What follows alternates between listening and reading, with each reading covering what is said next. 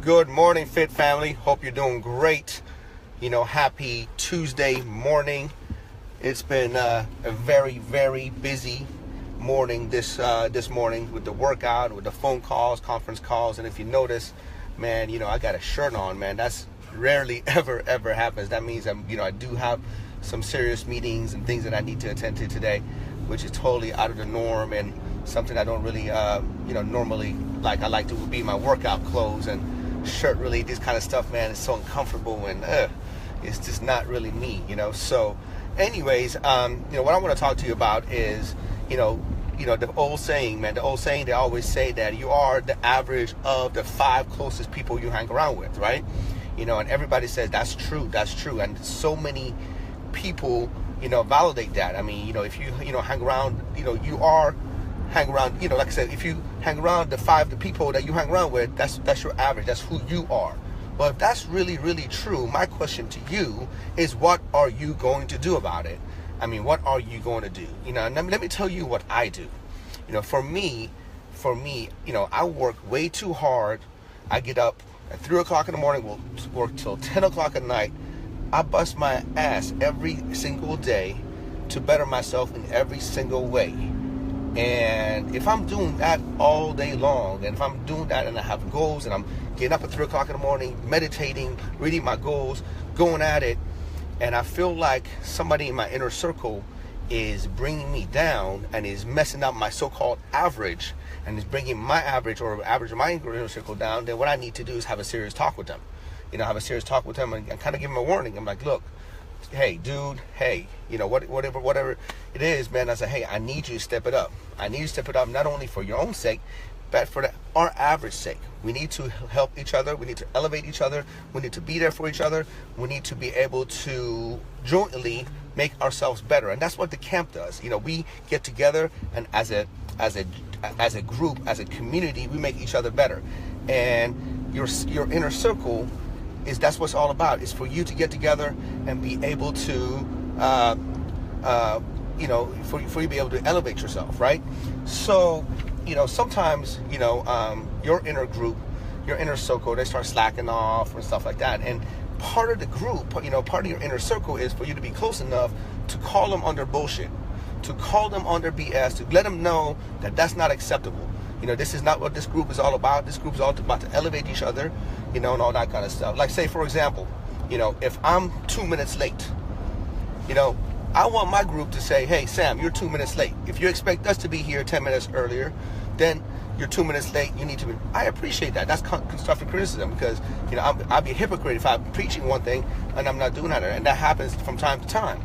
That happens, and it's just the way it goes. We have to hold each other accountable. That's what the inner circle is all about, is for you to be together, to elevate each other, to push each other in the right way. Nothing personal, right?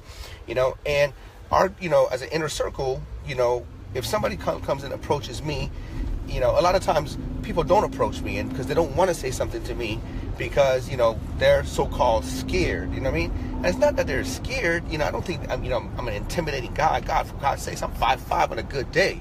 I weigh 160 pounds. You know what I mean? I'm like a chihuahua or something. You know what I mean? It's not even. It's not like that.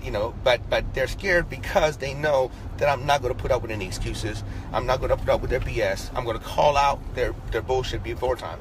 Matter of fact, as soon as I hear excuses, as soon as I hear negativity, I can't, I do this and all that kind of stuff, I just shut them down. Maybe that's why they don't want to come talk to me directly, because I'm pretty much trained to shut that down, and I don't allow that kind of negativity, or allow that negativity, negative life or excuse life around me. I'm so programmed that way. For me, it's always, if there is a will, there is a way.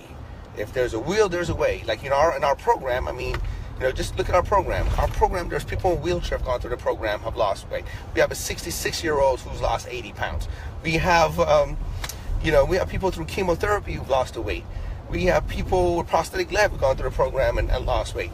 We have people from all different ages, illness, people with multiple sclerosis, many things have lost weight. So when somebody comes in and tells me, I can't do this, I can't do that, not just in the camp, just in anything in life. I'm like, your why is not strong enough. Your why, you're not motivated enough. You're not, motivated. And let's talk about that for a second. let's talk about that for a second. I was talking to Paul earlier, and I was telling Paul that the best place to be, no, let me take it back. The worst place to be as a human is being somewhere in the middle. You're not at the top and you're not at the bottom. I think Tony Robbins calls it the no man's land, because you're just comfortable. You're just comfortable and you're just getting by. So you're okay with just being comfortable. And we know comfort is the enemy of progress. If you're just comfortable, then you're not motivated to make progress, right? You're not motivated. You're just cruising by and you're good. You're comfortable. When you hit rock bottom, when you hit the bottom is when you're like, you know what? I'm sick and tired of being sick and tired. I'm sick and tired of, being broke. I'm sick and tired of not being able to pay the bills. I'm sick and tired of being fat. I'm sick and tired of not feeling good about myself. I'm sick and tired. When you're sick and tired of being sick and tired of something, that's when your why becomes a reason for you to motivate. One of my mentors, Jim Rohn, somebody I listen to all the time, he said one day when a Girl Scout comes up to him and gives the little cute Girl Scout, give him a great sales presentation to buy a Girl Scout cookie, and he didn't have, back then I guess it was like $2 to pay the Girl Scout, and he had to lie and tell the Girl Scout, you know what, I already bought a lot of cookies, I'm good, thank you very much. And he started walking by, and he thought about it. He goes, how low can I be, that I can't even, I had to, lie to a Girl Scout cookie, the Girl Scout, because I couldn't afford, I couldn't afford a cookie. That's when he said, I don't ever want to live like that again. So I want you to realize that, I want you to think about your why you want to do something. And anytime the going gets tough, anytime you find yourself in a funk, think about that why and why you're doing this, and stick to the game plan. You got to be able to do that. And you know what? If you're not, sometimes you have to hit rock bottom. Sometimes you have to do that. But don't let it get to that. Find a way to motivate yourself. Find a way to find your why that's strong enough for you to do that. You don't want to be in the hospital bed.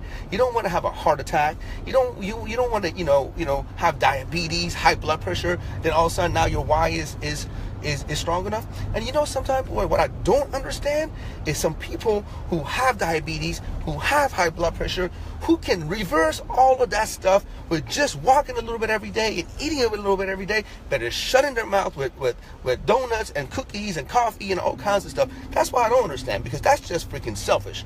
You're trying to kill yourself when you have other people who are depending on you to be able to be there for them, to be able to do that. That's selfish. You know what I mean? My why back in the day was because I want to get big arms. I want to get a huge chest. I want to impress the girls. That's what my big why. I mean, let's keep it real, right? Let's keep it real. I mean, Paul's laughing, man. You did that too. Don't. You know what I mean? But my why now is for me to be able to be vibrant, for me to be able to perform at my peak. My why is for me to walk my daughter down the aisle and seeing them get married and be able to be there for my grandchildren. My why right now, I'll tell you this, one of my why is to still look so strong when my girls are in high school, so when I go in there, I'm going to intimidate them. Matter of fact, one of my goals is pull up in a Hummer.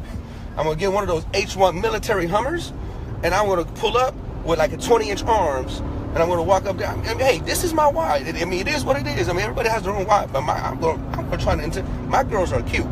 My girls are cute, and they got personality, so I know I'm going to have a tough time. You know what I mean? And, if I can't get a gun because I'm Middle Eastern, well, guess what? Paul's going to get one.